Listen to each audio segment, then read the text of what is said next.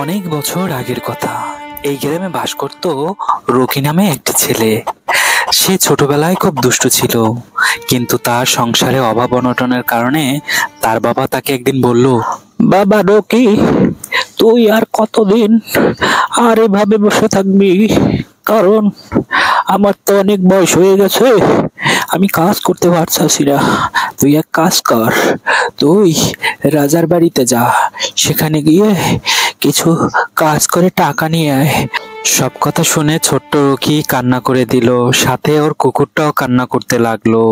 তারপর রকি সেই রাজার বাড়িতে কাজ শুরু করলো। রাজার বাড়িতে অনেক কাজ করলো, কিন্তু রকির কুকুরটা রকির জন্য অপেক্ষা করলো, সাথে ওর বাবাও। রকির কাজ দেখে রাজা খুব খুশি হলেন, তারপর ওকে অনেক টাকা দিলেন। তারপর রকি বাড়ি ফিরতে শুরু করলেন, কিন্তু বাড়ি ফিরতে ফিরতে অনেক রাত হয়ে গেল। আঁকাবাঁকা রাস্তা দিয়ে রকি একা একা হাঁটছিল। তখন ওর সামনে এক মহিলাকে দেখতে পেল। মহিলা ওকে বলল, তুমি এত রাতে কোথায় গিয়েছিলে বাবু? তারপর রকি বলতে লাগলো, আমি রাজার বাড়িতে কিছু কাজ করছিলাম, সেখান থেকে বাড়ি ফিরছি। আমার কাছে অল্প কিছু টাকা আছে। তুমি কে?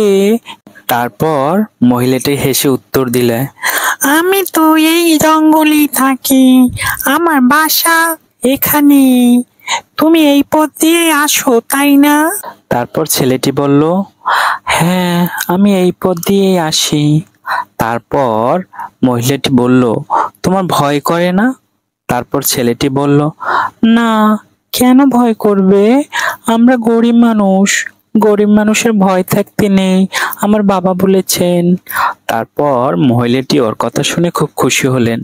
তারপর বললেন, তুমি এই পথ দিয়েই আসবে, যদি কখনো ভয় হয় তুমি আমাকে স্মরণ করবে, আমার নাম জানো? তারপর ছেলেটি মহিলার নাম জিজ্ঞেস করলো। তারপর বলতে লাগলো মহিলাটি, আমার নাম ছায়া, তুমি আমাকে ছায়া বলি ডেকো। যখনই মনে পড়বে আমাকে ডাক দিবে, আমি সঙ্গে সঙ্গে চলে আসব। এই কথা বলে ছায়া চলে গেল, আর ও একা একা হাঁটছিল। কিছু দূর যেতেই হঠাৎ চোখের সামনে এক দানব এসে দাঁড়ালো, আর হাসতে লাগলো আর বলল, হা হা হা হা হা হা হা হা হা। কে রে খোকা তুই? এত রাতে এই জঙ্গলে কি করছিস? কতদিন হলো মানুষের মাংস খাই না, তাও আবার একটা ছোট্ট বাচ্চা, কতটা কচি, খেতে অনেক স্বাদ হবে নিশ্চয়ই। তারপর রকি বলতে লাগলেন, আমাকে মেরো না, আমি অনেক গরিব, আমার বাবা আছে, আমাকে ছেড়ে দাও। তারপর রাক্ষসটি বলতে লাগলো, হু হা হা হা হা, তোকে ছেড়ে দেব? কেন রে? তুই আমার রক্তের কিছু হোস নাকি? হা হা হা, তোকে আজকের মেরে খেয়ে ফেলবো, ভর্তা করে খাবো, চাটনি করে খাবো। তারপর ছেলেটি সেই মহিলাটার কথা মনে পড়লো। তারপর ডাক দিল, ছায়া, তুমি আমাকে বাঁচাও, দেখো আমাকে একটা দানব ধরেছে। তারপর ছায়া শুনতে পেয়ে সঙ্গে সঙ্গে চলে আসলো, এসে দানবটির সাথে যুদ্ধ করলো। তারপর দানবটিকে মেরে ফেললো।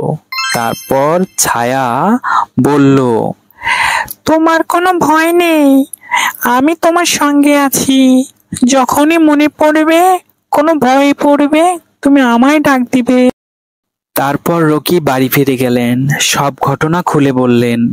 তারপর ওর বাবা বলল, আরে বাবা, তুই ভয় করিস না, এই ছায়াই অনেক মানুষের উপকার করে থাকে, কারণ আমি অনেকের মুখ থেকে শুনেছি, আজ তুই বলছিস তাই বিশ্বাস করলাম। তারপর রকি আর রকির বাবা দিন দিন সংসারের উন্নতি হতে লাগলো, আর ওরা অনেক ভালো হয়ে গেল। বন্ধুরা, ভিডিওটি কেমন লাগলো? আশা করি সবার ভালো লেগেছে। তোমাদের মতামত অবশ্যই কমেন্ট বক্সে জানাতে পারো। আর হ্যাঁ, আমার ছোট্ট চ্যানেলটি অবশ্যই সাবস্ক্রাইব করে যাবে। আর নতুন নতুন ভিডিও পেতে আমার চ্যানেলের সঙ্গেই থাকবে। সবাইকে আমার সাথে থাকার জন্য ধন্যবাদ।